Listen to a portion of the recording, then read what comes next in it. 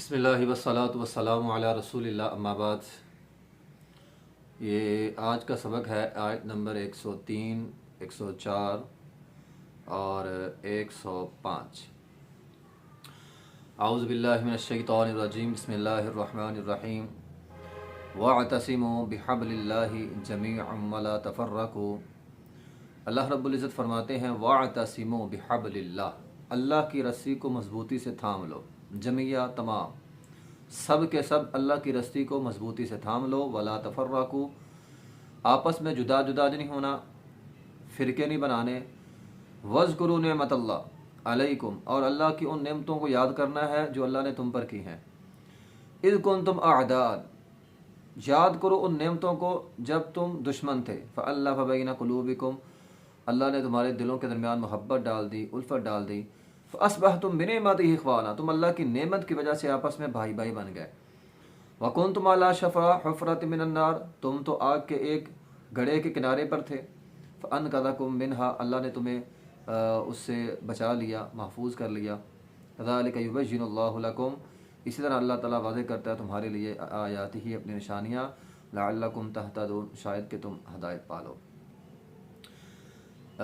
इत्तिहाद करने का हुक्म दिया गया है यहाँ पे, और इत्तिहाद की पहली शर्त अल्लाह का खौफ है, अल्लाह का डर है।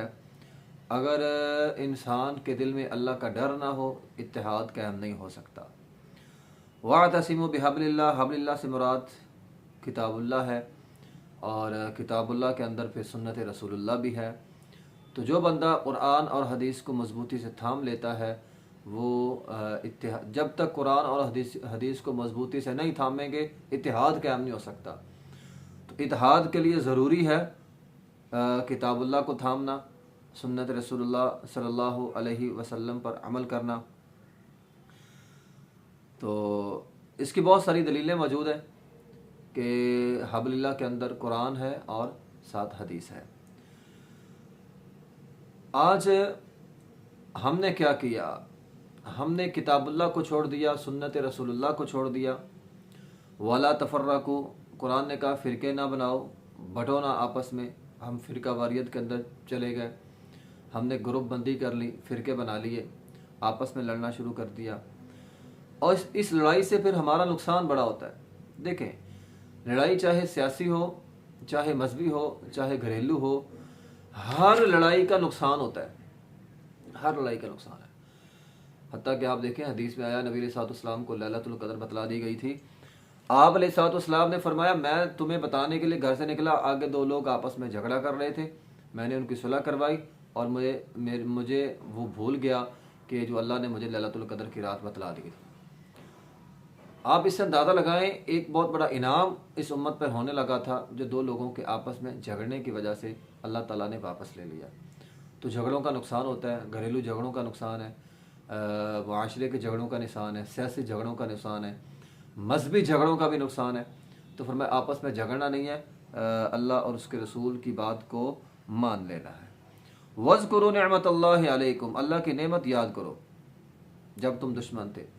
तो बात अंसार है, औस और खजरज आपस के अंदर बहुत पहले दुश्मन थे। इसी तरह मक्का वाले पहले आपस में बड़े दुश्मन थे, फिर जैसे जैसे जो उनमें से मुसलमान होता गया, वो आपस में भाई बनते गए। मदीना में औस और खजरज आपस के अंदर दुश्मन थे, जंग बुआस होती थी, साल हा साल लड़ी जाने वाली एक जंग। लेकिन जब वो मुसलमान हुए तो वो आपस में भाई भाई बन गए। तो फरमाया उस वक़्त को याद करो, इज़ कुंतुम अअदाअन, जब तुम आपस में अअदा थे, दुश्मन थे। तो अल्लाह रब्बुल इज़्ज़त ने फ़अल्लफ़ बैना क़ुलूबिकुम, तुम्हारे दिलों के अंदर मोहब्बत डाल दी, उल्फत डाल दी। फ़अस्बहतुम बिनिअमतिही इख़वाना, तुम अल्लाह की नेमत की वजह से आपस में भाई भाई बन गए। तो अल्लाह की नेमत की वजह से, अल्लाह के एहसान की वजह से, और ये नेमत से मुराद इस्लाम है, इस्लाम की वजह से तुम भाई भाई बने हो। तो इस्लाम आपस में भाई भाई बनाता है। इस्लाम हमें भाईचारा कायम करने का हुक्म देता है।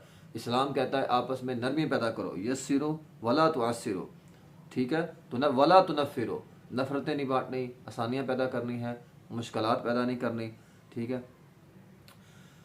वकुन्तुम अला शफा हुफ़रत मिनन नार, जो लोग आपस में लड़ते हैं वो गोया जहन्नम का ईंधन है। तो फरमाया तुम तो आपस में लड़ लड़ के जहन्नम के किनारे पर पहुंच चुके थे। तो अल्लाह ताला फरमाते हैं हमने तुम्हें वहाँ से बचाया है। तो अल्लाह बचाता है। तो जो लोग कुरान के लिए, इस्लाम के लिए आपस में मिलजुल कर रहते हैं, अल्लाह उनको जहन्नम से बचाएगा। लेकिन जो लोग आपस में लड़ेंगे गोया वो जहन्नम के किनारे पर चले जाएंगे। फ़अन कज़ाकुम मिन्हा, अल्लाह ने तुम्हें बचा। कज़ालिका युबय्यिनुल्लाहु लकुम आयातिही लअल्लकुम तहतदून, जो कुरान और हदीस पर चलता है तो अल्लाह ताला ने बहुत सारी निशानियाँ से मुराद बहुत सारे ऐसे वाक़यात हो सकते हैं।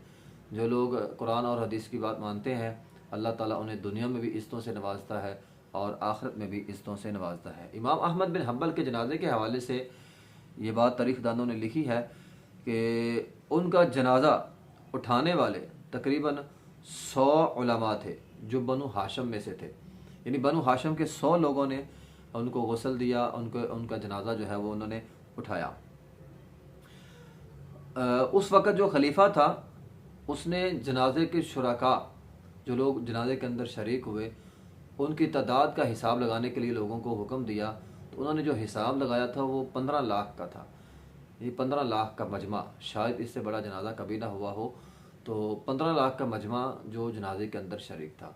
तो ये है कि जब इंसान कुरान पे चलता है, हदीस पे चलता है, तो फिर ये वाक़यात निशानियाँ अल्लाह ताला बना देता है कि कुरान और हदीस पर चलने वालों को अल्लाह ताला दुनिया के अंदर इज़्ज़तों से नवाजते हैं। वलतकुम मिनकुम उम्मतुन यदऊन इलल खैर, ठीक है, यदऊन वलतकुम मिनकुम उम्मतुन यदऊन इलल खैर। अब देखें, हमें अल्लाह ताला ने बेहतरीन उम्मत का है, ठीक है, हम बेहतरीन उम्मत हैं। और हम बेहतरीन उम्मत उस वक़्त होंगे जब हम इस आयत पर अमल करेंगे। वलतकुम मिनकुम उम्मा, तुम में से एक जमात होनी चाहिए यदऊन इलल खैर, जो खैर की तरफ बुलाती रहे। दावतो इस्लाह का काम, दावत का काम, तबलीग का काम करना, ये हमारी ज़िम्मेदारी है। लोगों को नेकी का हुक्म देना, लोगों को बुराई से रोकना, ये हमारी ज़िम्मेदारी है। तो ये जो है ना, वलतकुम मिनकुम, मिन ये तबईज़ का भी हो सकता है, जिनस का भी हो सकता है, ठीक है। अगर जिनस का है तो मुराद पूरी उम्मत है। पूरी उम्मत की ये ज़िम्मेदारी है कि वो ये ज़िम्मेदारी अदा करे, लोगों को वयअमुरुना बिल मारूफ वयनहौना अनिल मुनकर, नेकी का हुक्म दे और बुराई से रोके। तो नेकी का हुक्म देना, बुराई से रोकना पूरी उम्मत की ज़िम्मेदारी है, अगर ये मिन जिनस का है। अगर ये तबईज़ का है तो फिर इससे मुराद ये है, ज़िम्मेदारी तो उम्मत की है, लेकिन अगर उम्मत में से एक जमात ये ज़िम्मेदारी अदा करती है तो पूरी उम्मत की तरफ से काफ़ी हो जाएगा। लेकिन उसमें फिर ये होगा कि जिस तरह जिहाद के हवाले से है कि उमर बिन ख़त्ताब रज़ी अल्लाह तआला अन्हु ने बाकायदा फ़ौज मुकर्रर की थी, तो कुछ लोग जिहाद करते थे और कुछ लोग जो है वो उनके नानो नफ़क़े के ज़िम्मेदार होते थे।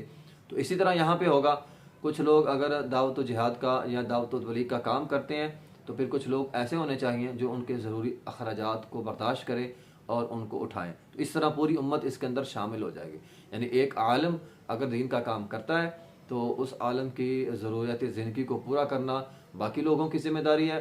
तो जो उस ज़िम्मेदारी में शरीक होगा गोया वो इस फरीज़े को अदा कर रहा है, वो इस फरीज़े में शामिल हो जाएगा। हमारे यहाँ ये जो है ना, जो जिधर लगा है लगा रहे, रोकने की ज़रूरत नहीं, ये गलत बात है।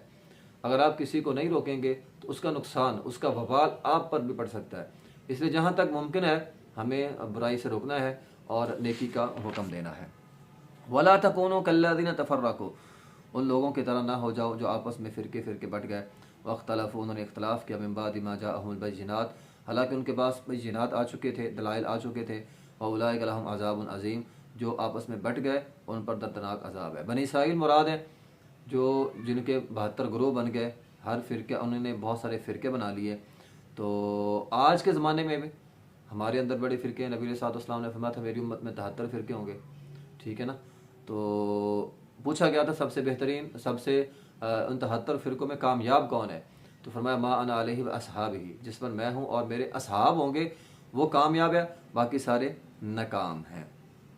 तो बहरहाल इख्तलाफ हो सकता है, लेकिन इख्तलाफ का मतलब फ़िरका नहीं होना चाहिए। ये नहीं है कि अब किसी से इख्तलाफ हो गया तो अपनी, जिस तरह वो डेढ़ मरले का फ़िरका जो है वो मसीत बंदा वक्री बना लेता है, तो अपना अगर इख्तलाफ है तो फ़िरका ही नया बना लिया, तो फ़िरके बनाना मना है। बाकी दीन के मामले में इख्तलाफात हो सकता है, दलील पर इख्तलाफ हो उसमें कोई हरज नहीं है, लेकिन फ़िरका नहीं बनाना। आपस में जो बुनियाद है वो कुरान और हदीस हो। कुरान और हदीस हमारी बुनियाद है, हमारी असल है, हमारी पहचान है। बाकी फ़ुरूई मसाइल में इख्तलाफ मुमकिन है और इख्तलाफ हो भी सकता है, लेकिन फ़िरका वारियत इंसान को तबाह करती है, हमारे माशरे को तबाह करती है, और इस लड़ाई झगड़े का फिर नुकसान बहुत ज़्यादा है। इसलिए हमें फ़िरका वारियत में नहीं पढ़ना, कुरान और हदीस पे अमल करना है। व आखिर दावाना अल्हम्दुलिल्लाहि रब्बिल आलमीन।